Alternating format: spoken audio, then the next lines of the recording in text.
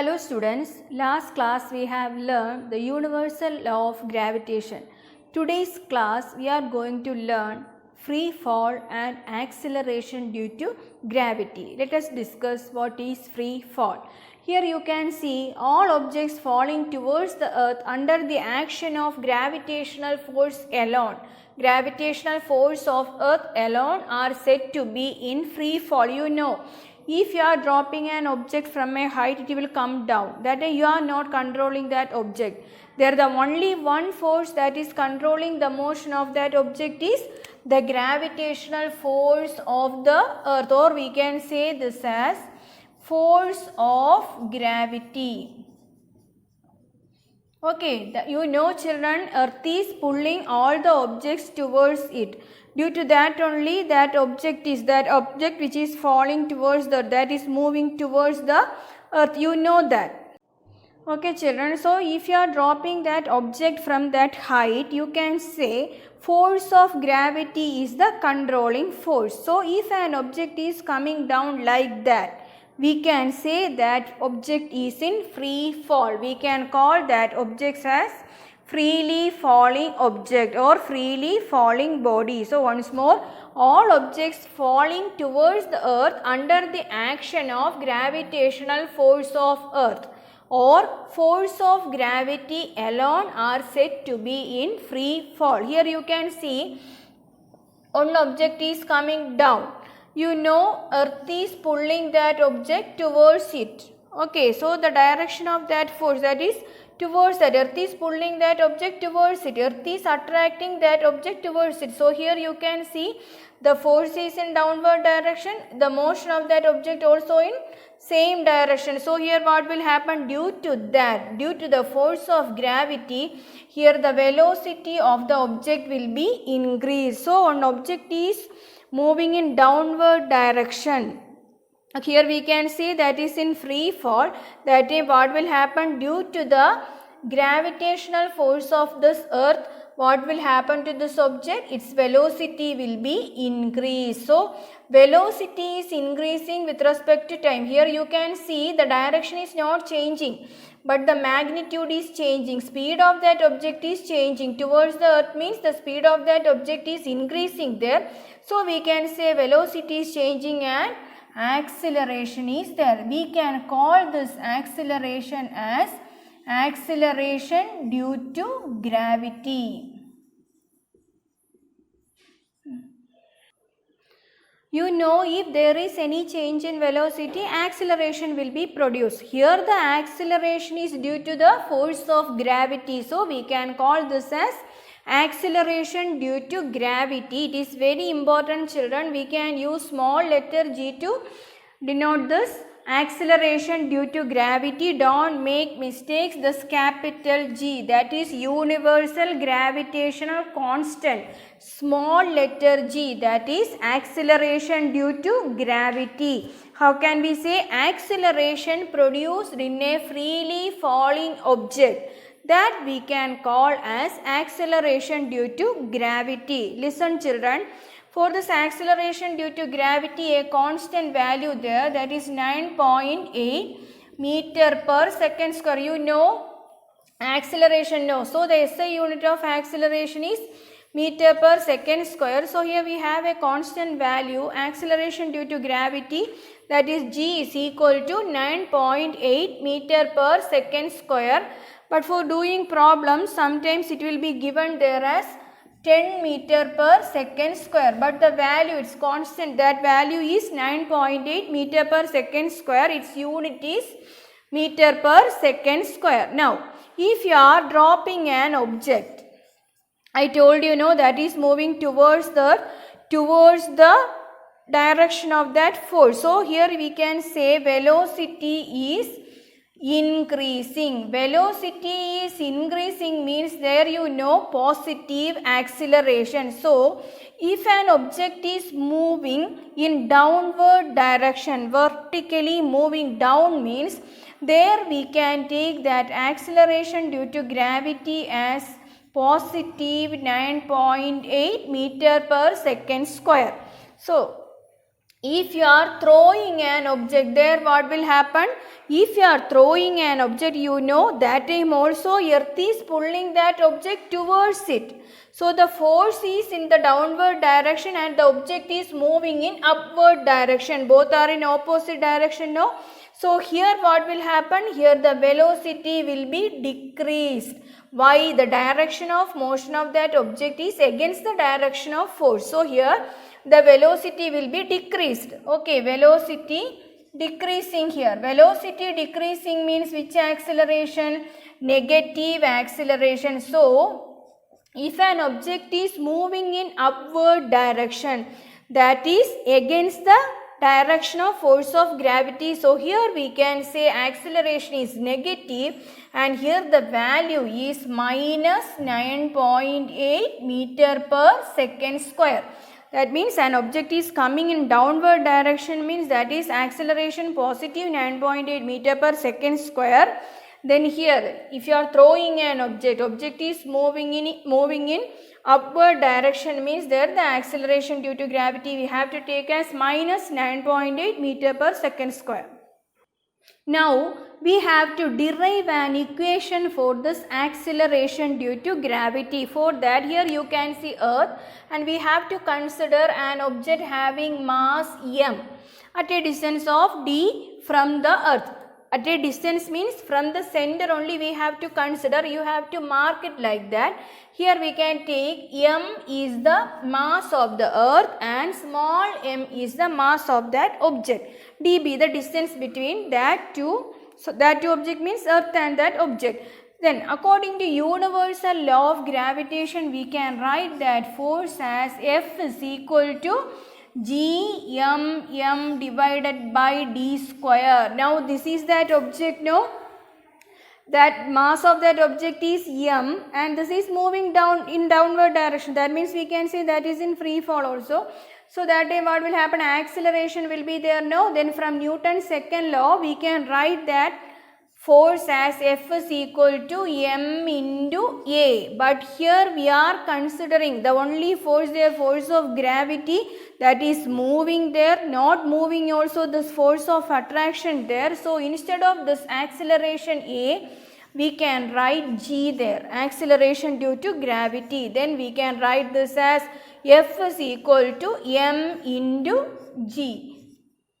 Here this is equation number 1 and this is equation number 2. Here we have to compare these two equations. Here you can see in the first equation LHS F is there. F is equal to Gmm by d square, that is according to Newton's universal law of gravitation, and the second equation you can see in LHS F there, F is equal to m into g. Now we can equate the RHS of both the equations. Then what will happen? Here you can see Gmm divided by d square is equal to m into g. Here we can cut this m.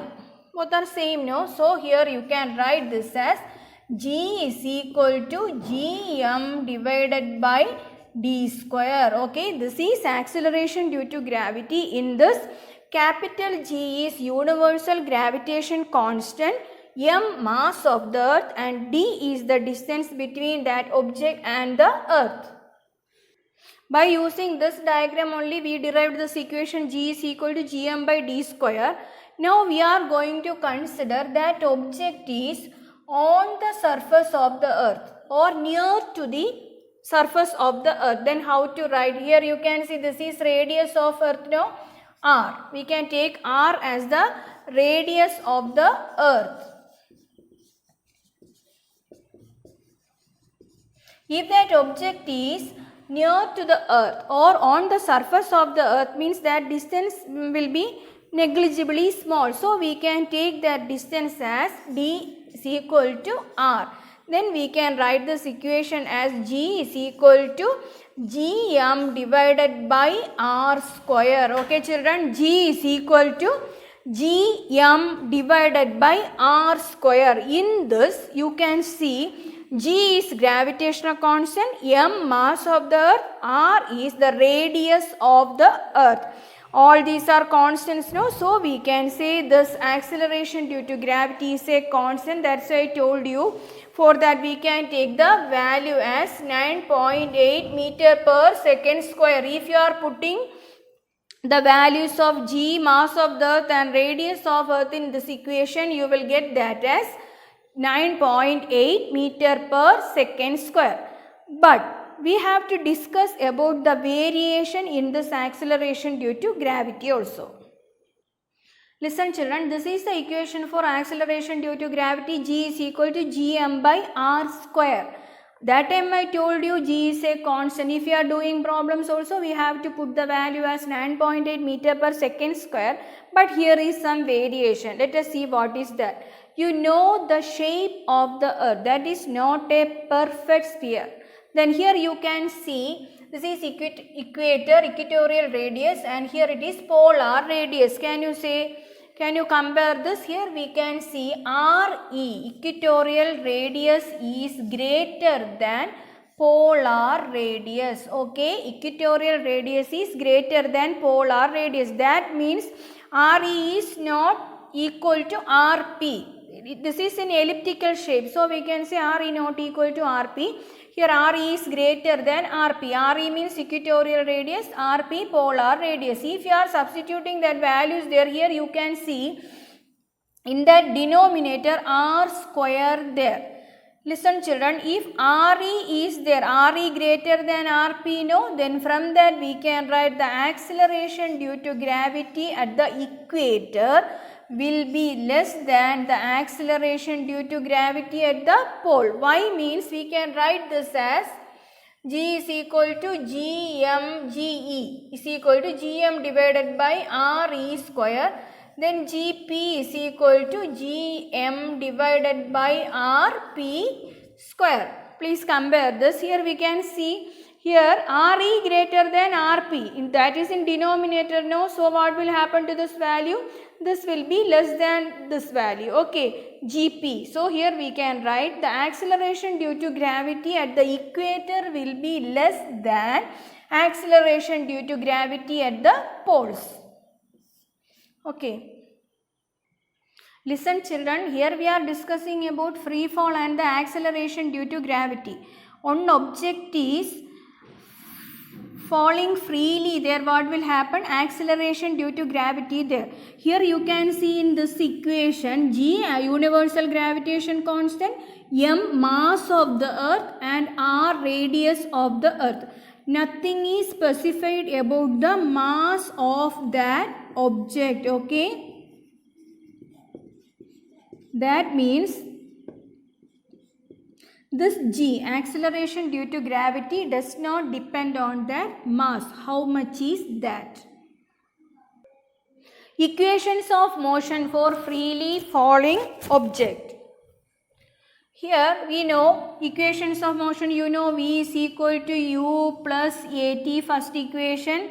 Second equation, S is equal to UT plus half AT square. Then the third equation, V square minus U square is equal to 2AS. In this, V is the final velocity, U initial velocity, A acceleration, T time taken, and S is the distance covered by that object. Then here we are discussing freely falling object. Object is in free fall due to the, here that is in under the control of force of gravity. Then we can write this equations as V is equal to U plus GT. Instead of A, you have to write G. Okay, so V is equal to U plus GT. Then the second equation, instead of S, you have to write H. Here we are considering that height.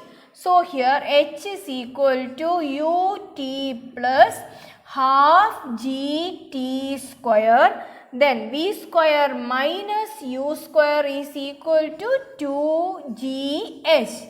Okay, these are the equations of motion for freely falling object. Listen children, for doing problems, keep all these points in your mind. If an object is falling freely, moving in downward direction. There you have to take u is equal to 0 and acceleration due to gravity as 9.8 meter per second square. This is very important. Don't make mistakes. Then if an object is moving in upward direction, then what will happen?